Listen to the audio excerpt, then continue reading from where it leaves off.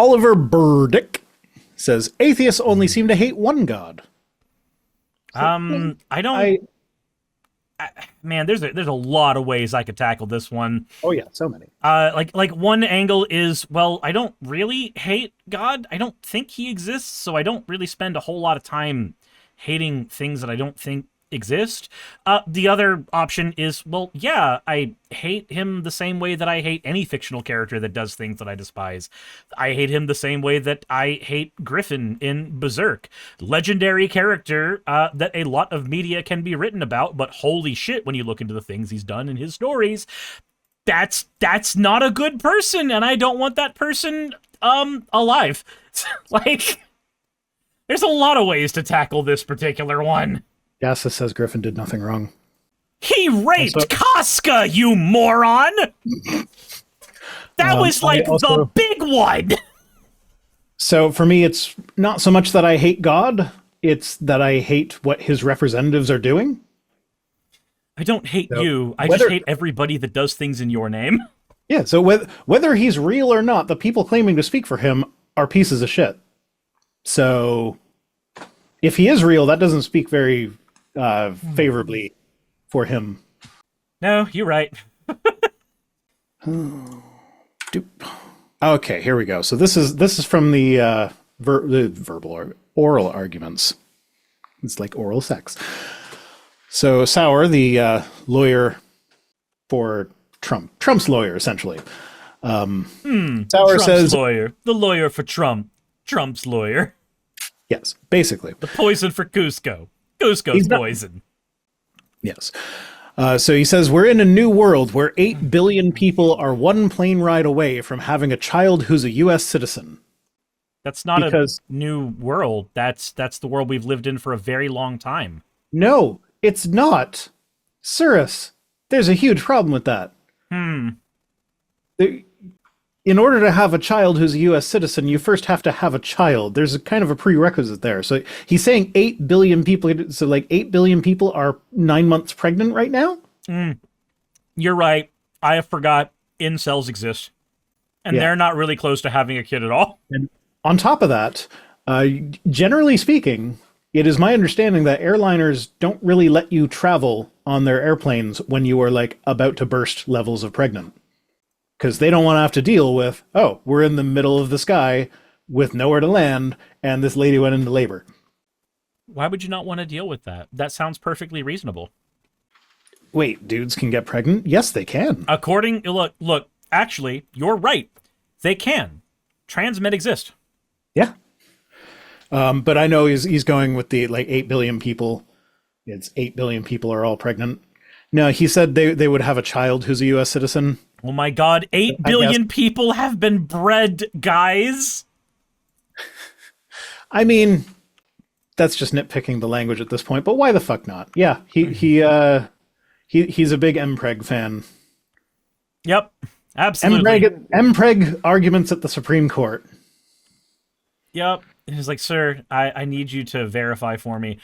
8 billion people can get pregnant. That's what your argument is.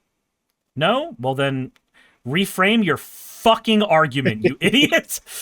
If that's not your point, then don't word it in a way where that's the only thing we can take from it. But I mean, on top of that, like, not only do airliners not let people fly when they're super duper pregnant, but you have to get a passport first. And then when you get your passport, you have to get a visa to go into the country. So like, Customs and Border Patrol can just be like, no, you're very pregnant. We are not going to let you into the country. Or even, like... We think you're trying to change the election with your soon-to-be popped-out fetus. Like, I don't know this for sure, but I would, if I had to guess, I would guess that more people on the planet Earth do not have a passport than people who do. I think that's probably an accurate thing to say. So Game Over says he looks like the Waluigi to Jim Carrey. He does, yes. You've heard of Dark Brandon. This is Dark Jim Carrey. Yeah. But yeah, no, so if most people do not have a passport, then they just, like, it's just not even an option. But also, like, that's a lot of work just to have a kid that's an American citizen, and I don't really know of anybody who actually wants that right now. Like, unless they're coming from somewhere where they would be seeking asylum. But remember, if they're seeking asylum, that means they're insane. Daddy Trump told me so. The fighter, you're just trying to rig the elections with your fetus. Yeah. Exactly. That is 100% what's happening. You don't understand. The only reason to bear children is to fuck with Republicans. Yep. I mean, they're certainly not good for anything else. Children, they aren't good for absolutely nothing. I don't know. I tried to make it work. It doesn't. It did not, no. Too many syllables. Too many syllables.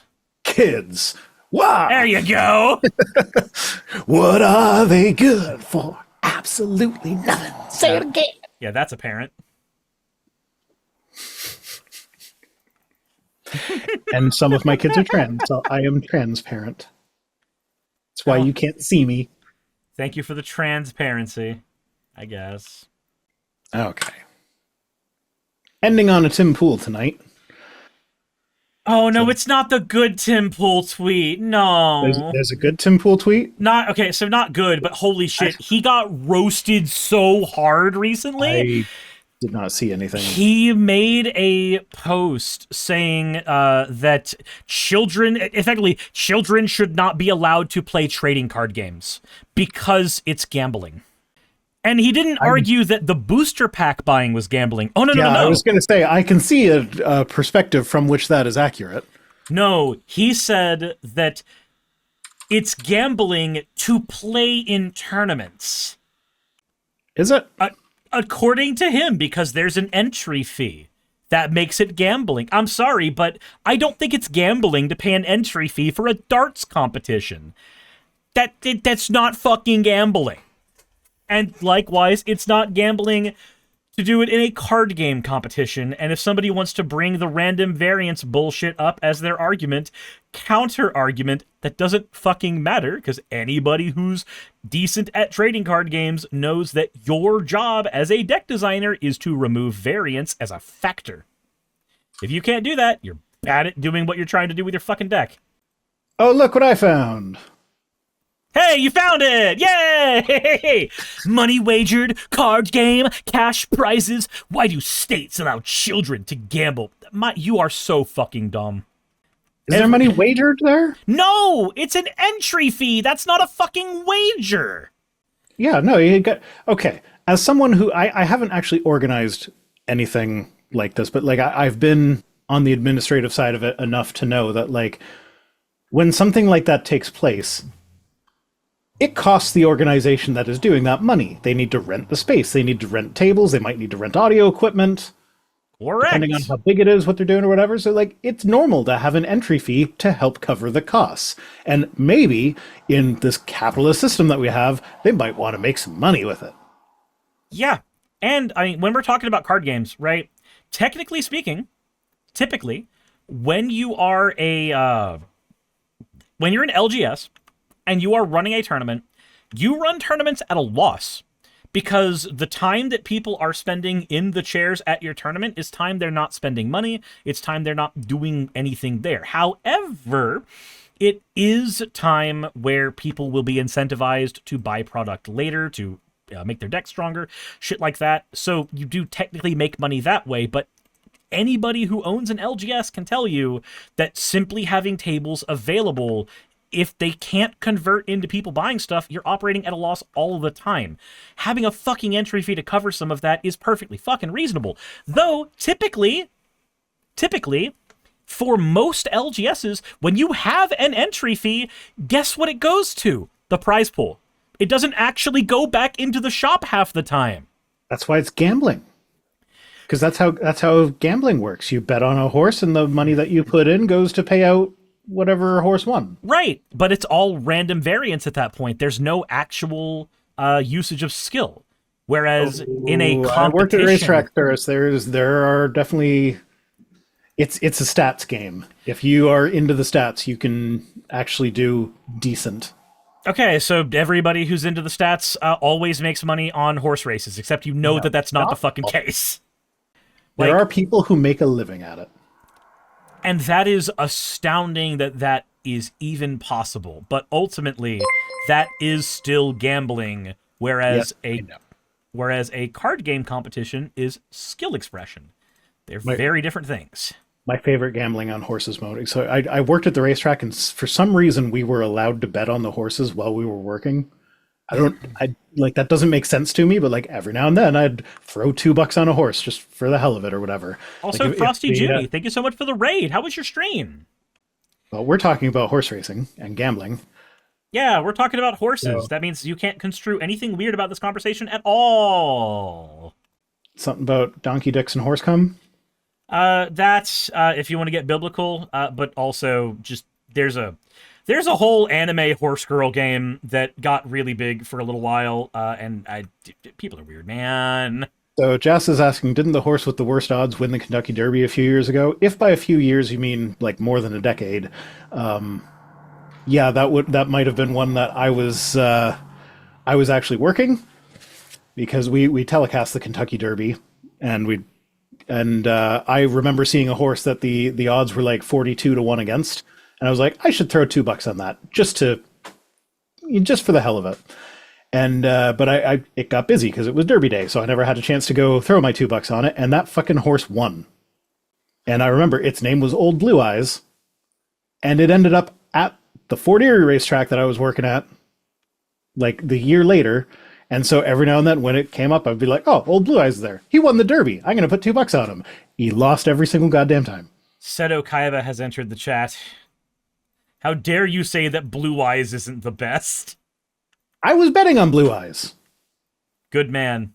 I had money invested in Blue Eyes doing better than all the other horses. Our Lord and Savior Seto Kaiba went back in time and committed suicide just to play a card game with his favorite rival that he'll never say is his favorite rival.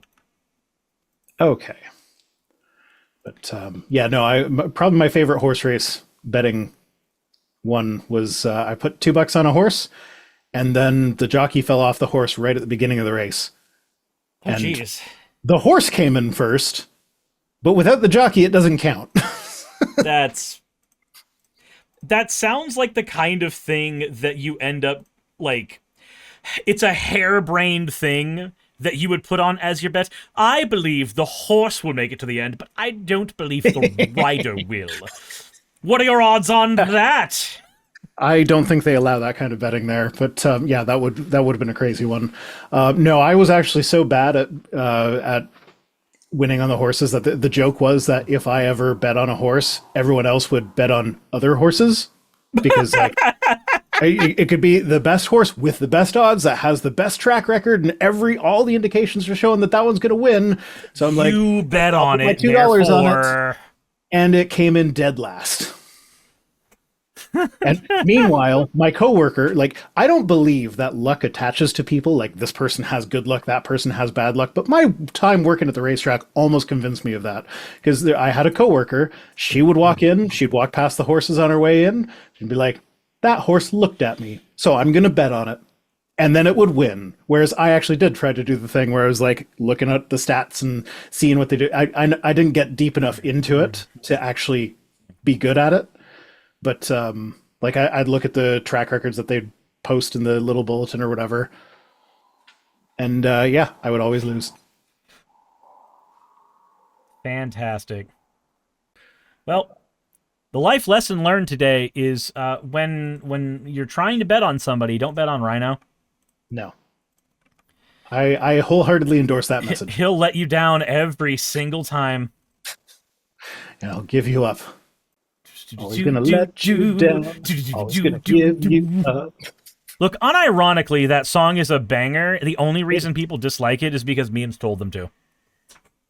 I don't know that memes told them to, because I don't recall getting a negative connotation with that song because the memes told me. I think it's more, I've heard that song way too many times, and it has the negative association of I got tricked into hearing this song. Fair. Because yeah, it's a good song. It is. Hey, you made it to the end. I want to give an extra thanks to the patrons who allow me to do this full time.